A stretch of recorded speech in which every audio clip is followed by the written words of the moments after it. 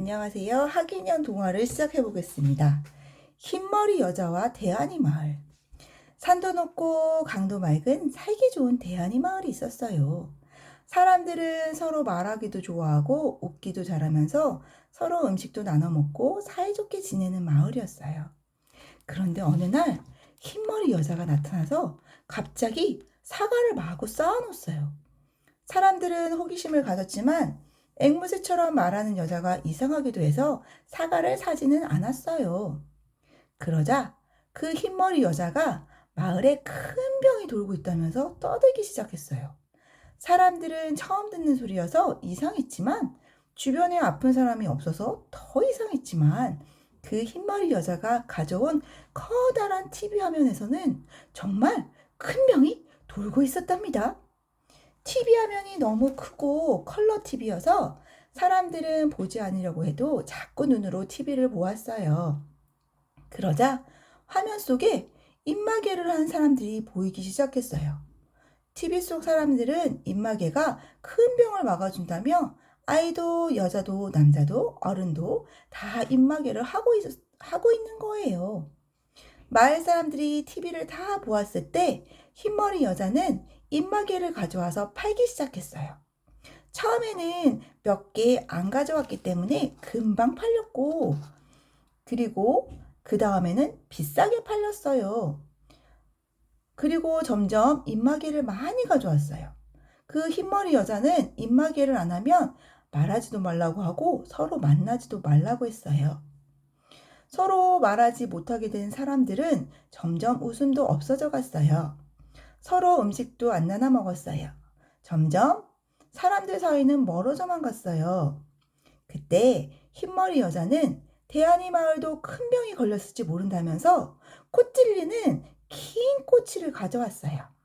사람들은 꼬치가 너무 싫었지만 TV 속 사람들처럼 큰 병이 걸리는 것보다는 낫다면서 다들 흰머리 여자가 코를 찌르라고 하자 다 줄을 섰어요.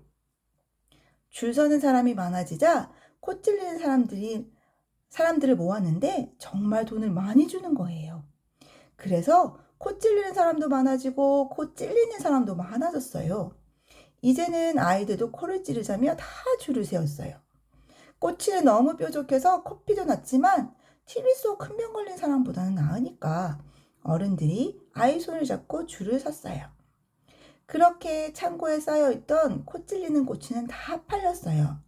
그러자 이번에는 코를 조금만 찌르는 짧은 꼬치가 창고에 쌓여갔어요. 너무 많이 쌓여있는 바람에 어린이집으로 학교로 가져가서 팔기 시작했어요. 짧은 꼬치를 찌르지 않으면 학교에 못 간다고 하니까 엄마들은 직접 자기 아이의 코를 찔렀어요. 코 찔리는 사람에게 돈을 줄 필요도 없게 된 거예요. 그러다 보니 짧은 꼬치는 더 많이 팔 수가 있었나 봐요. 그런데 문제는 흰머리 여자는 입마개, 짧은 꼬치, 긴 꼬치보다는 사과를 팔고 싶어 했어요. 그 사과 안에는 여러 가지를 넣었는데 빨간 껍질 때문에 안은 절대 보이지가 않았어요. TV 화면 속 아픈 사람들은 빨간 사과를 사서 먹었고 사과를 먹은 사람들은 카페도 가고 식당도 가고 옛날 대안이 마을 사람들처럼 서로 웃고 음식도 먹고 이야기도 나누고 있는 거예요. 대안이 마을 사람들은 TV 속 사람들이 부러워졌어요. 이미 TV 속 사람들은 입마개도 안 하고 있고 코도 안 찔리고 있었거든요. 그래서 흰머리 여자가 파는 사과를 사는 사람이 생겨났어요. 그런데 사과를 먹고는 사람들이 죽거나 많이 아팠어요. TV 속 사람들은 그렇지 않은데 대안이 마을 사람들은 점점점 더 많이 죽고 많이 아팠어요. 하지만 서로 말도 못하게 하고 TV만 보라고 했기 때문에 가족 말고는 마을에서 죽는 사람도 아픈 사람도 서로 잘 몰랐어요. 하지만 대안이 마을 사람들은 원래 서로 사이도 좋고 서로 사랑하는 마음이 컸어요. 그래서 옆집 이웃이 아프고 죽는 것에 가만히 있을 수가 없었어요.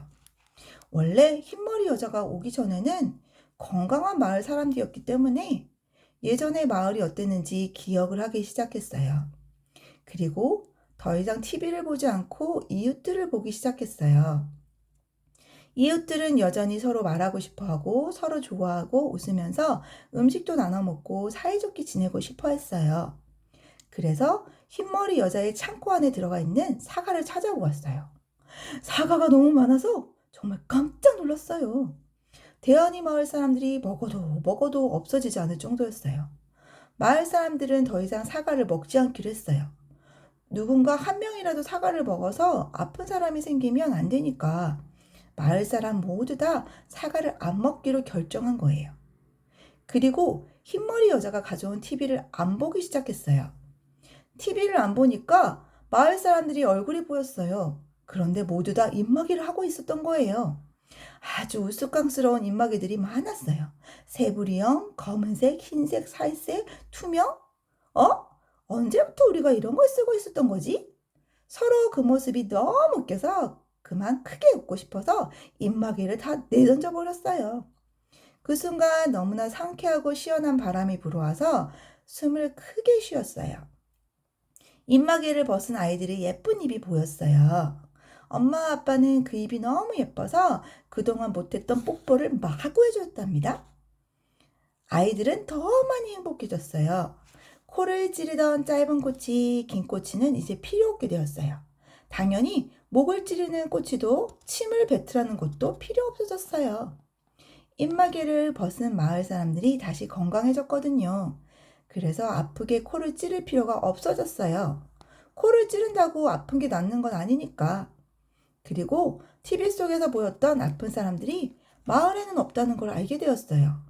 그리고 코를 찌르라고 하는 의사들을 마을에서 쫓아내기로 했어요. 대환이 마을에서 더 이상 꼬치를 팔기 어렵다는 것을 알자 의사들도 다 마을을 떠났어요. 그럼 사과 팔던 흰머리 여자가 어떻게 되었는지 가장 궁금하죠? 흰머리 여자가 사과를 가져왔던 곳에 따라가 보니 사과 농장이 아니라 사과 공장이었던 거예요. 사과가 농장이 아니라 공장에서 만들어졌다니. 대환이 마을 사람들은 너무 화가 났어요.